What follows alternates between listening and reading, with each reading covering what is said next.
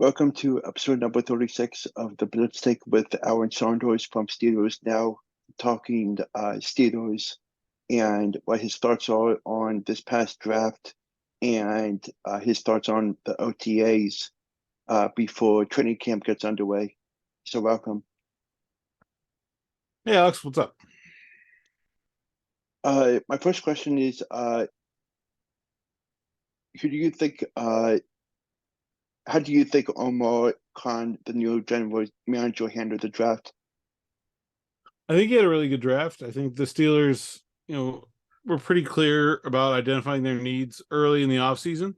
And I thought they actually had a really good free agency before the draft to kind of set themselves up where they weren't locked into a specific direction. I thought they could have gone corner, or they could have gone tackle, could have gone edge rusher, inside linebacker, maybe even defensive tackle. They had a lot of options.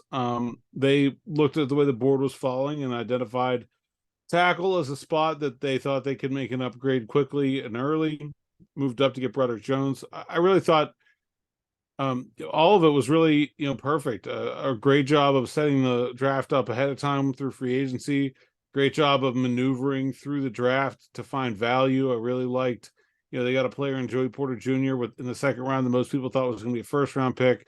Throwing out Washington, a player that most people thought was going to be a second round pick. They end up getting in the third. I thought overall it was a really, really nice first draft for Omar Khan, and really set themselves up pretty well for this offseason. How do you grade the Steelers draft? I think it's hard. Obviously you don't know how the players are going to turn out, but I think grading the process, I think pretty good. I think an A-, something like that. Like it's hard to do a lot better than they did, where they were drafting and with what resources they had going into the draft. Mm-hmm. Pete Fresco doesn't like Darnell Washington. What do you think about how his thoughts are on it? About I haven't seen what he said, but I mean, I think Darnell Washington is a really interesting player. There aren't a lot of guys like him. I think it's very hard to make an accurate NFL projection when you're dealing with guys that just are not of a common size, speed, strength sort of grouping. It's very easy to say, okay, this guy's a lot like this guy, so he's probably about this valuable. It's really hard to say how valuable a guy is when he does something that's really very different than what anybody else does. I think Darnell Washington is going to be very good for the Steelers specifically because he's going to allow them to use Pat Freiermuth in more of a pure receiving role. I think Freiermuth has been a really good receiver. He was obviously a top 5 tight end, receiving tight end last year. I think he has the ability to do more. If you look at his numbers and his usage when he's not in line, when he's pushed out into the slot, he was the second best tight end in football last year. Just Travis Kelce was the only one that was more productive. So, the ability to move Freiermuth out into the slot, I think makes the Steelers a lot more dangerous. And the reason that Freiermuth wasn't in the slot more was that the Steelers didn't really trust their tackles to protect Kenny Pickett without a little bit of help, without that chip, right? Well, now you have a big giant guy who's a great blocker that can chip really well or can stay in the block and lets them use Pat Freiermuth, as more of a dangerous receiver. And I think, if you look at what the Steelers offense is doing, Allen Robinson's a big physical slot receiver. Sometimes they're going to have 3 receivers, and that's going to be Allen Robinson. Sometimes they're only going to have 2 receivers, and that's going to be Pat Freiermuth. But it's not like you have to, work a completely different game plan or offensive scheme, for Robinson or Freiermuth. They can do basically the same thing. So they kind of give themselves some interchangeability there too, which I really like. Maybe he's not for everybody. Obviously, there were some injury concerns, but I think he's a very solid player and a good fit for the Steelers. My next question is, what do you think about Kenny Benton? Kenny Benton is, I think the Steelers are playing him at nose tackle. I think that's probably the one pick in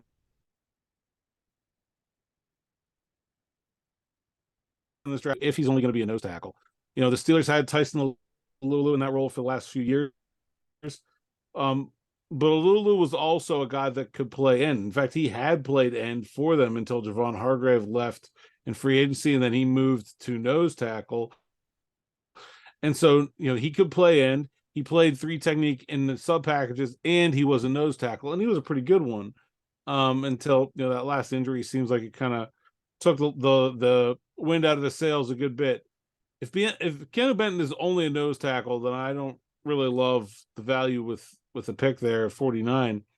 But I think he has the ability to be more than that. I'm not sure he can play three positions like Alulu was, but I think he can play two. I think he can play nose tackle and he can play three technique defensive tackle. And I think as long as he can do that, and he turns out to be a pretty good player. He's not some sort of big time pass rusher, but the Steelers play that nickel front, against a lot of teams that run a lot. Like the Cincinnati Bengals, for example, they run out of three receiver sets all the time. So the Steelers are only going to have two traditional defensive linemen on the field playing the run. It's very important to have a guy that's solid and stout against the run there. So I think he could be useful for them, in a game like that. And then obviously, the kind of big teams, the Ravens, the Tennessee Titans, the Las Vegas Raiders, the teams that run the ball all the time, where you're playing all kinds of base defense. So I'm not sure like how much they're going to use him if he's just a nose tackle, but if he can turn out to be more than that, I think he can be a pretty good player for him. My next question is, are there any players that you wished that the Steelers would have got? That's an interesting question.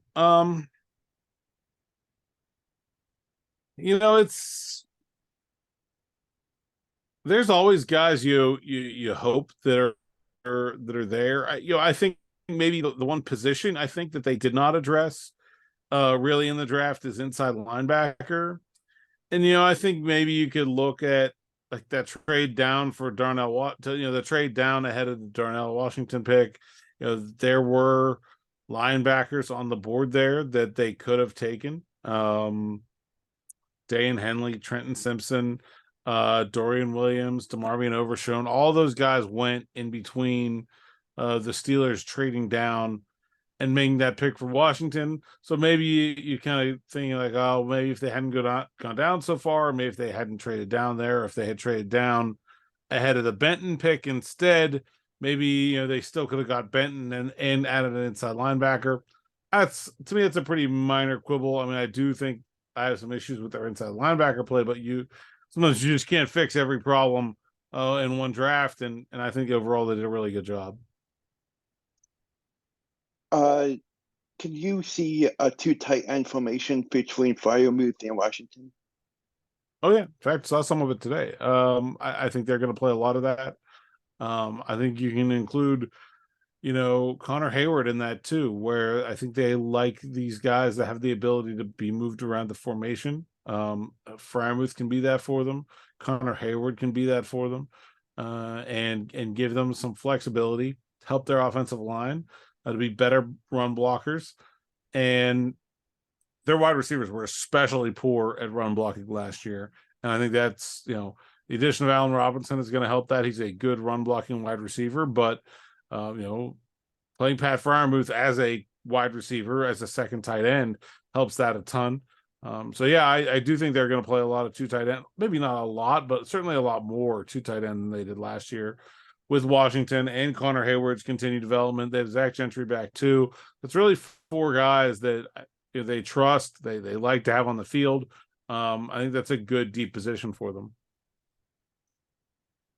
So given the other teams in the AFC North, what chance do you think the Steelers have to win the division or even a wild card?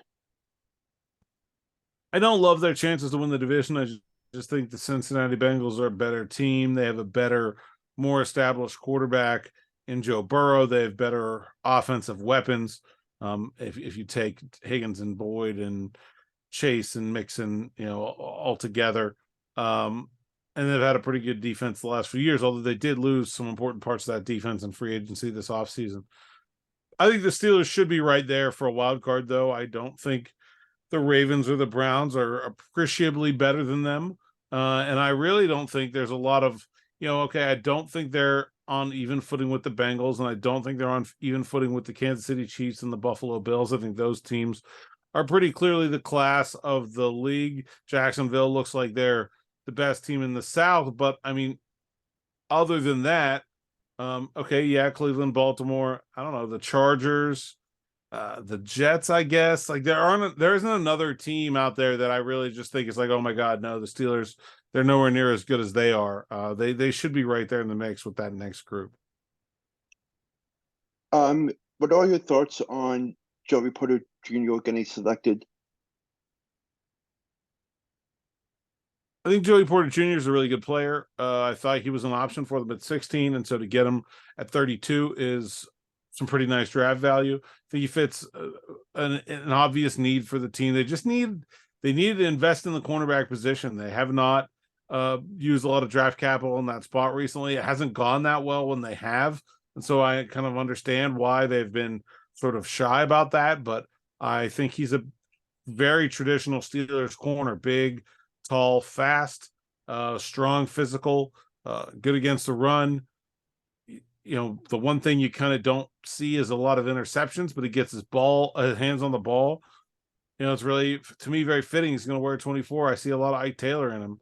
I think that's a pretty fair comparison because I think they're pretty similar players.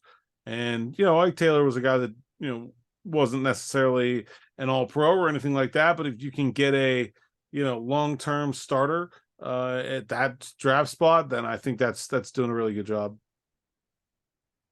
What are your thoughts on the undrafted free agent selections after the draft? Yeah, not a very big group this year, and they did kind of trickle in. They added to it as they went along instead of sort of signing one big bunch of them.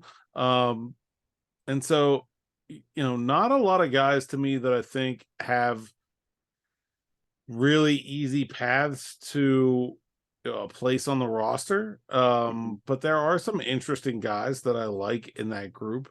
It's going to be tough. Monty Potterboom, the fullback from Iowa, I just don't know if I see them needing Connor Hayward and another fullback. To me, I think that's one spot on the roster. A guy like Alfonso Graham, a really little guy from Morgan State. He's got to beat out Anthony McFarland. That's probably doable. That's a guy that I think has a path to a roster spot. Jordan Byrd, kick returner type, really undersized guy from San Diego State. Played running back in college. The Steelers are trying him at wide receiver. He's an interesting guy. I think he has some tools that are useful. Not sure that he's necessarily a day one player, but probably somebody that'd like to hang on to and keep around. I don't think there are a ton of guys that I don't necessarily see a ton of like Jaylen Warren type guys that I see coming in and having big roles as a rookie, but I probably wouldn't have said that about Jaylen Warren this time either. Sometimes you got to wait until the pads get on and see what happens. And sometimes guys just need circumstance to have an opportunity. A guy like David Perales, who's an outside linebacker, he's behind so many good players. It's really hard to see how he makes the team, but show up at training camp and make some noise and maybe something happens and a guy finds a way. But pretty small undrafted free agent class this year, so I'd be surprised if they get a ton of mileage out of those guys, but there are certainly some interesting players in the mix. I got 3 more questions. What are your thoughts on the OTA today, and what stood out to you? The thing that I've been noticing about OTAs is that I think the Steelers offense looks a little bit more fun this year. I don't know if that's the right word, but just seems like they've installed a bunch of things, and I can't talk specifically about like what kind of plays they're running, but it feels more like they're doing some more creative things to get some guys open in the passing game. A lot of the things that we talk about when we talk about Matt Canada's offense, when you talk about sort of like the pre-snap shifts and motions and jet sweeps and like all that stuff is window dressing for the run game, right? All that stuff is just to get a player a little bit of an advantage in the run game. I don't think we've seen the same level of creativity when it comes to getting people open in the passing game. I think they do all this stuff with the running game, and some of it works and some of it doesn't, and some of it's good and some of it's bad. They're actually very good at the jet sweeps last year. I think people hate on them for no reason. But we have not seen that same level of creativity applied to the pure passing game, and I think we're starting to see a little bit more of that. I talked a little bit about moving guys around different positions, being more multiple in terms of formations. I think we're going to see a ton, from 4 wide receivers to 3 tight ends to 2 running backs. Just a bunch of different looks, in addition to the sort of traditional 3x1 and 2x2 kind of looking sets. And so I think they have a lot that they can put in that they've put in that looks fun and interesting to me. So that's sort of my big takeaway from OTAs so far. Obviously, there's a ton of little things you pick up on here and there, but I think talking big picture, that's probably the one thing I see. And I love getting to watch Mike Tomlin do his job. It's fun. He's so passionate. He's so engaged with guys that probably aren't going to make the team. It doesn't matter. He's 100% in on everything that's happening, and it's just fun to watch. Mm-hmm. My next question is, what are your thoughts on the press conferences that the players and coaches had today? No press conference today. Talked to a couple guys in the locker room. Let's see, who did I talk to? I talked to Connor Hayward a good bit and caught up with him. Talked to Cody Crest, who's an undrafted wide receiver, graduated from Harvard and then transferred to Sam Houston State, where he played 2 more years. So 6-year college guy. Probably looking at a long path to a special teams job, but an interesting guy that I got to know a good bit. And so looking forward to sharing his story. And who else I talked to? I talked to somebody else. Maybe not. Maybe just those 2. Pretty quick locker room today. So that might have been it. Patrick Peterson talked for a little bit. Kind of caught a piece of that. And Dan Moore and Broderick Jones talked a little bit about their thing at left tackle, and Moore playing a little bit of right tackle and giving Jones just a couple of snaps up with the ones to get started down the road. They're not just going to hand him that job, but it's pretty clear that eventually he's going to be their starting left tackle. They didn't draft him to cheerlead, so he'll be there eventually. So just kind of preparing for that eventuality with maybe moving Dan Moore around a little bit, making him a swing backup. So my last question is, what are your thoughts on the season-ending injury for the defensive lineman Wendell Wren?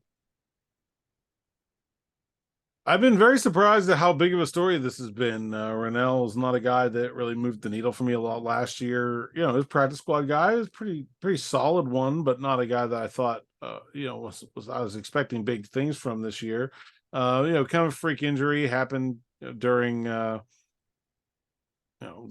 not even OTA portion of the offseason, where they're just, running and stretching and, doing individual drills, and that's sort of what when it happened. And torn Achilles, he'll be out for a long time, probably not until this time next year. So a tough break for him. I think they're still really deep on the defensive line, though. Honestly, I think that's the one position that has really stood out to me. Is like, what are they going to do with all these guys? You got Cam Hayward and Larry Ogunjobi. We talked about Keanu Benton.